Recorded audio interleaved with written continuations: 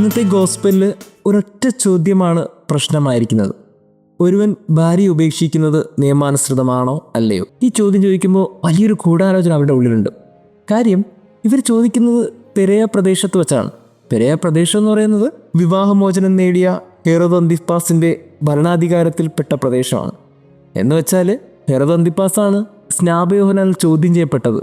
തൻ്റെ ഭാര്യയെ ഉപേക്ഷിച്ച് അതിൻ്റെ പേരിൽ അയാൾ മറ്റൊരു ഭാര്യയെ സ്വീകരിച്ച് നിൽക്കുന്ന സമയത്ത് ഈ വിവാഹമോചനത്തെക്കുറിച്ച് സ്നാപയോഹനം ചോദ്യം ചെയ്യപ്പെട്ടതിൻ്റെ പേരിലൊക്കെയാണല്ലോ അദ്ദേഹം പിന്നീട് ശിരച്ഛേദനം ചെയ്യപ്പെട്ടത്. വളരെ ക്ലിയറായിട്ട് ക്രിസ്തു ഉത്തരം കൊടുക്കുന്നു. എന്തിൻ്റെ ബേസിൽ? അത് പിതാവിൻ്റെ ഹിതത്തിൻ്റെ ബേസിലാണ്. അതാണ് യേശുവിൻ്റെ നിലപാടിൻ്റെ ഒരു പ്രത്യേകത. യേശു എല്ലാ നിലപാടുകളും സ്വീകരിച്ചിട്ടുണ്ട്. ഈ നിലപാട് എപ്പോൾ സ്വീകരിക്കുമ്പോൾ ക്രിസ്തു ഉടനെ ചിന്തിക്കുന്നത് പിതാവിൻ്റെ ഹിതം എന്താണ്. സഭയുടെ നിലപാടുകൾ എപ്പോഴും തിയോക്രസി സിസ്റ്റത്തിലാണ്. എന്ന് വെച്ചാൽ ദൈവത്തിൻ്റെ ഹിതമെന്ത് എന്ന് ചിന്തിച്ച് ചോദിച്ചെടുക്കുന്ന തീരുമാനങ്ങളാണ് സഭയുടെ തീരുമാനങ്ങൾ.